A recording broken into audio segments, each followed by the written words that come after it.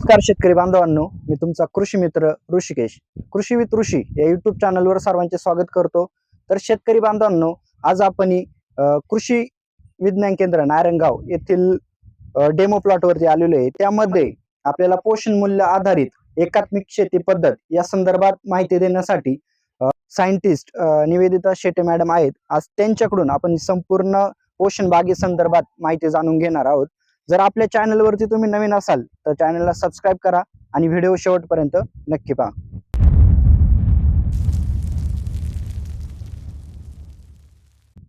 नमस्कार मॅडम. नमस्कार. तर आपला परिचय प्रेक्षकांना करून द्या. नमस्कार, मी निवेदिता शेटे, कृषी विज्ञान केंद्र नारायणगाव येथे गृहविज्ञान विषय तज्ञ म्हणून मी कार्यरत आहे. ओके. तर आता आपण पाहतो ही पोषण बाग तुम्ही उभारलेली आहे. एक शेतकऱ्यांसाठी एक डेमो तयार केलेला आहे. तर या संदर्भात थोडक्यात माहिती द्या. तर इथं तुम्ही पाहत असाल की इथे 20 गुंठे क्षेत्रावर आपण पोषण मूल्य आधारित एकात्मिक शेती पद्धती हा प्रकल्प इथे उभारलेला आहे. आज जर आपण बाहेर पाहिलं तर वेगवेगळ्या लाईफस्टाईल डिसीजेस जे म्हणतो आपण, मधुमेह असेल किंवा कॅन्सर असेल, अशा वेगवेगळ्या रोगांचं, हाय बीपी असेल, वेगवेगळ्या रोगांचं प्रमाण खूप वाढलेलं आहे. अशा याच्यामध्ये आपल्या कुटुंबाचं पोषण चांगल्या पद्धतीने म्हणजे आपण ऑर्गॅनिककडे किंवा नॅचरलकडे सध्या वळतोयच आहे.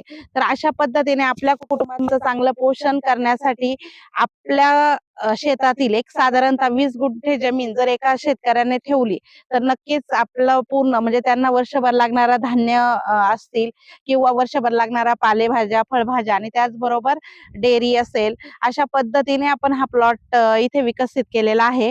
जर आपण पहिल्यांदा बघितलं तर 10 गुंठ्यावर आपण वेगवेगळ्या प्रकारची पौष्टिक तृणधान्य म्हणजे ज्यांना आपण मिलेट म्हणतो की ज्याच्यामध्ये जास्त फायबर किंवा विटॅमिन्स, मिनरल्स याने अधिक समृद्ध अशी ही पौष्टिक तृणधान्याची पिकं आपण इथे 10 गुंठ्यात लावलेली आहेत.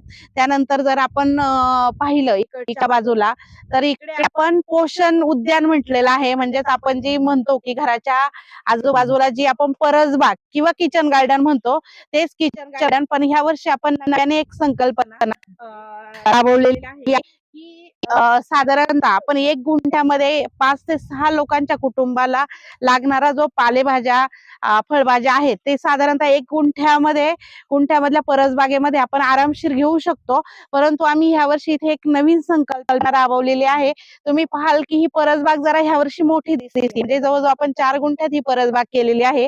याच्या मागे संकल्पना अशी आहे की बऱ्याचदा आज विषमुक्त किंवा सेंद्रिय भाजीपाल्यासाठी मार्केट वाढत चाललेलं आहे आणि मग अशा वेळेस जर त्या कुटुंबाने आपल्या भाजीपाल्याबरोबर जर अजून 3 घरांना जोडून घेतलं तर घरच्या घरी ते भाजीपाला त्याच्यातून, कारण 1 गुंठ्यामध्ये जेवढ्या विक्रीसाठी जास्त तयार होत नाही, परंतु जर 4 गुंठ्यात केलं तर तो भाजीपाला जास्त प्रमाणात विक्रीसाठी तयार होईल.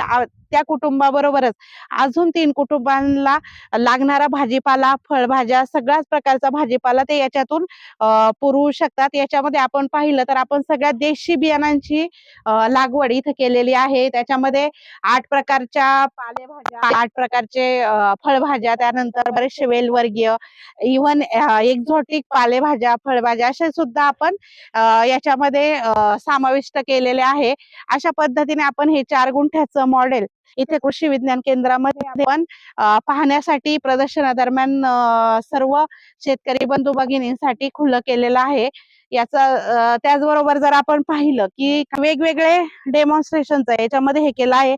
आपण बघा की आळू सारखी भाजी सुद्धा, आळूमध्ये फायबर चांगलं असतं आणि न्यूट्रिशियस आळू की ती घराच्या शेजारी असायलाच हवी.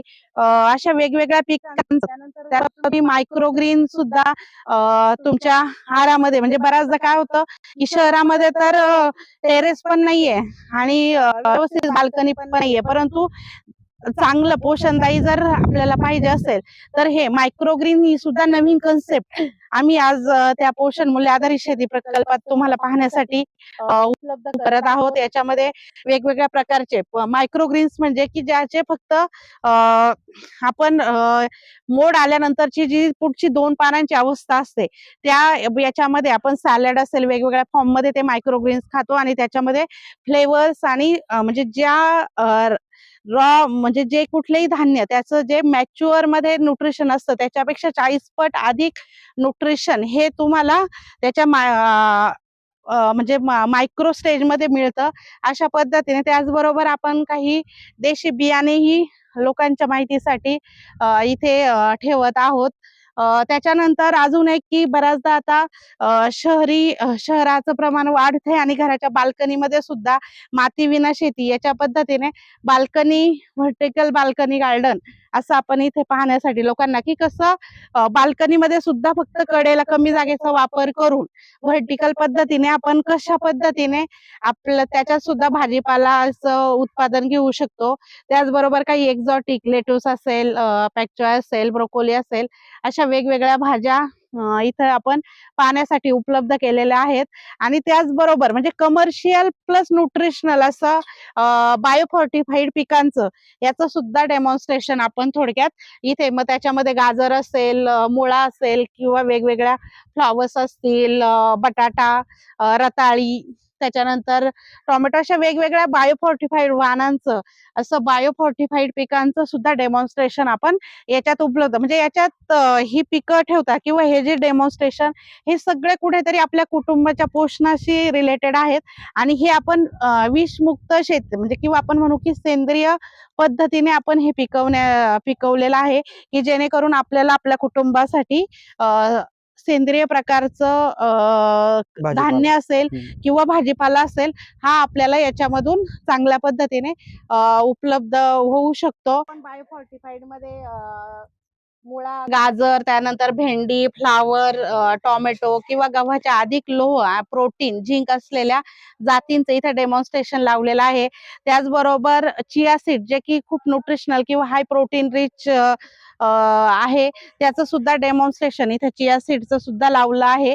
तर हे सर्व जर तुम्हाला पाहायचं असेल की आपण अधिक पोषणदायी कुठल्या भाज्या किंवा कुठली धान्य कुठल्या आपल्या शेतामध्ये आपण अवलंबवू शकतो हे जर तुम्हाला पाहायचं असेल तर अवश्य भेट द्या. 8 ते 11 जानेवारी ग्लोबल कृषी प्रदर्शन कृषी विज्ञान केंद्र नारायणगाव येथे. धन्यवाद.